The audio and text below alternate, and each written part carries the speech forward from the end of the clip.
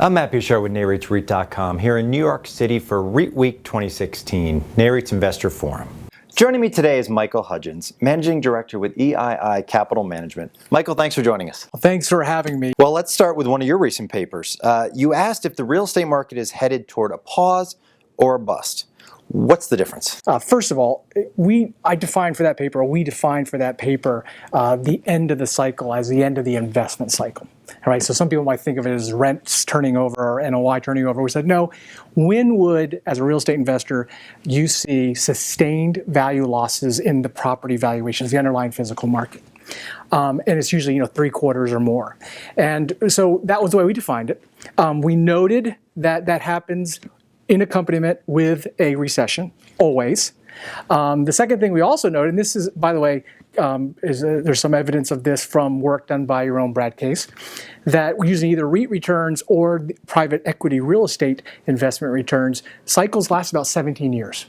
All right, they're longer cycles. And these 17-year cycles will end in what we would call a bust.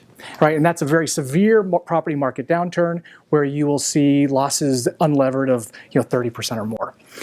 However, in the meantime, during the 17-year cycle, there usually is what we call the pause, which is where you have a more mild recession, and once again accompanied by property down, value losses that are not nearly as severe. The last thing we note is that real estate investors are capable or will often look through that pause. What I mean by that is, rather than anticipating a major disaster and getting out, they will look through in anticipation of the regains, the full amount of gains and total returns that are available for an investor who's willing to hold through that longer cycle. And in fact, we're seeing evidence now that's happening now. So for all those doom and gloom predictors out there, you think we're at the pause? We would absolutely think at this juncture it's a pause.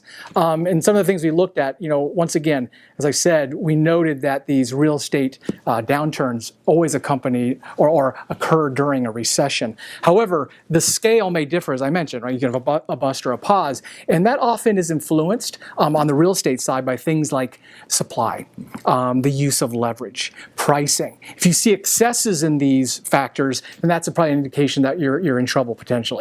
We don't see excesses in really all three of those. And that could be, I think the last one, the pricing, might be even a bit controversial. But when I think about the alternatives for investors, whether buying stocks or bonds or other alternatives, our space still offers pretty attractive returns, risk-adjusted returns moving forward. So lastly, what are your expectations for valuations and cap rates? We actually spent some time thinking about this as well, most recently. Obviously, with the cost of debt starting to rise, if you look at using bonds as a proxy for the cost of debt, we saw bonds moving up really from the middle or maybe second quarter of 2015, steadily increasing, kind of accelerated the first quarter and peaking right in the middle of February.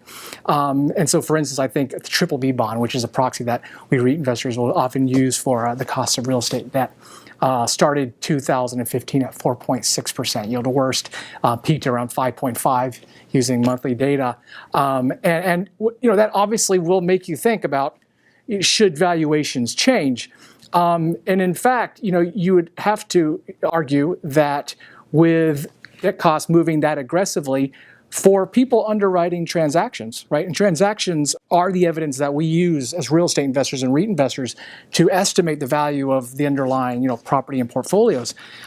They were operating in an environment in the first quarter where they had to take that into consideration. So it is possible that deals that got done in the first quarter, because many people may have walked away, waiting for a better time, those transactional cap rates may have moved up. Maybe valuations may have come down on the deals that got done. But what we've seen, which is remarkable once again, is that a lot of these disruptions can be transitory, and that's the key. Are they going to stick or not? And what we saw was that the BBB bond, once again as a proxy, was at 4.6, as I said at the beginning of 2015, hit 5.5. It's right back down to 4.5 as of last Friday. So all-in cost is now the same or even cheaper. So it's hard for us to argue that moving forward, as long as there's demand for higher quality property, that you will see cap rates, should see cap rates move up from here. We think sideways to even slightly down, given the alternatives for investors generally, is a possibility. Right, Michael, thank you so much for joining us. Thank you very much. For more from REITWeek 2016, be sure to visit REIT.com.